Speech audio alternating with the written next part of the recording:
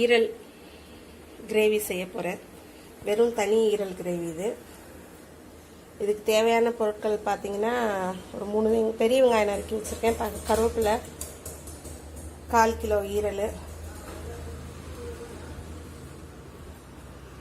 சட்டி காய வச்சுட்டேன். நல்லெண்ணெய் ஊற்ற போகிறேன். ஒரு 4 டேபிள் ஸ்பூன் ஊற்றிருக்கேன். இப்போ வெங்காயத்தை போடுறேன்.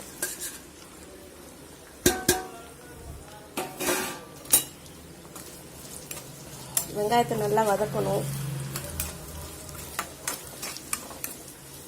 வெங்காயம் நல்லா வதங்கினோடனே இஞ்சி பூண்டு பேஸ்ட் போடணும். இப்போ வெங்காயம் வதங்கிடுச்சு.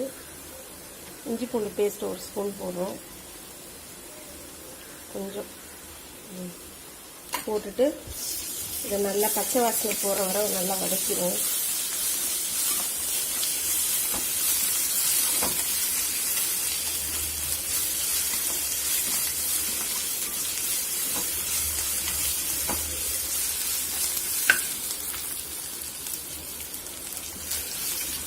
பச்சை வாசனை போகிற வரை நல்லா வதக்கிட்டு அப்புறம் இந்த ஈரல் எடுத்து அதில் கொட்டி வதக்கிடலாம்.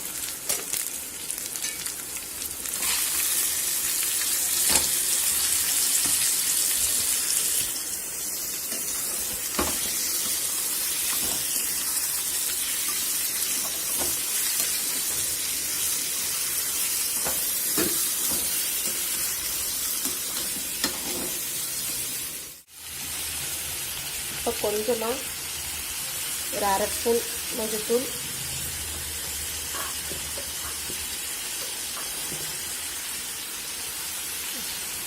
ஒரு 1/2 ஸ்பூன் மிளகாத்தூள் போடுறேன். எனக்கு காரம் கம்மியாக தான் பிடிக்கும். உங்களுக்கு காரம் ஜாஸ்தியாக இருந்தால் கூட கொஞ்சம் போட்டுக்கோங்க. எண்ணெயிலேயே நல்லா ஒரு 5 நிமிஷம் நல்லா வதக்கணும். வதக்கிட்டு இதே சட்டியிலே வச்சிடலாம். ஏன்னா இப்போது செட்டு ஈரல் போடுறதா இருந்தால் நம்ம என்ன பண்ணலான்னா, இப்போ செட்டுனா நுரையீரல், மாங்காய், செவரொட்டி எல்லாம் சேர்ந்து வரும். அப்படியே ஒரு செட்டு ஆட்டிலேருந்து வர்றது. அதுனா என்ன பண்ணலாம், குக்கரில் போடலாம். இது நம்ம குக்கரில் போட தேவையில்லை. இது வெறும் ஈரல். அதனால் நம்ம சட்டியிலே ஒரு 1/4 மணி நேரத்தில் வெந்துடும். இது நம்ம எண்ணெயிலே கொஞ்சம் நல்லா ரொம்ப நேரம் அப்படியே சிம்மில் போட்டு வதக்கிட்டே இருந்துட்டு ஒரு 1/4 டம்ளர் அளவு தண்ணி அது மாதிரி ஊற்றி மூடி ஒரு 10 நிமிஷம் 15 நிமிஷம் வச்சோன்னா நல்லா வெந்துடும். நல்லா சாஃப்டாக வெந்துடும். இப்போ ஒரு 1/4 டம்ளர் தண்ணி ஊற்றி வேக விட்டுறலாம். இந்த எண்ணெய் பிரிஞ்சு வந்துடுச்சு பாருங்கள். இந்த டைமில் இப்போ நல்லா வதங்கிருச்சு எண்ணெயிலேயே. இப்போ என்ன பண்ணிடலாம், இந்த 1/4 டம்ளர் தண்ணி ஊற்றி நம்ம வேக விட்டுறலாம். ஒரு 10 நிமிஷம் இப்படி வேகட்டும். நான் ஏன் இதை தக்காளி போடாமல் செஞ்சுருக்கேன்னா, இதுக்கு நான் ரசத்துக்கு காம்பினேஷனாக இதை செஞ்சுருக்கேன். அதனால இதுக்கு தக்காளி போடக்கூடாது. ஏன்னா அந்த புளிப்புத்தன்மை அதுலேயே இருக்கும், இதில் இருக்கும், செட் ஆகாது, நல்லா இருக்காது.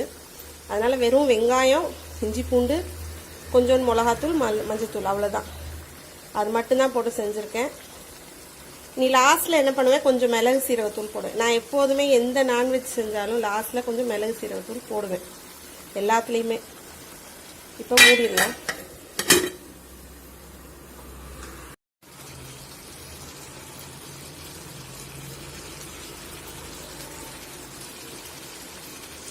ஈரல் நல்லா வெந்துருச்சு. மிளகு சீரகத்தூள் போட்டேன்.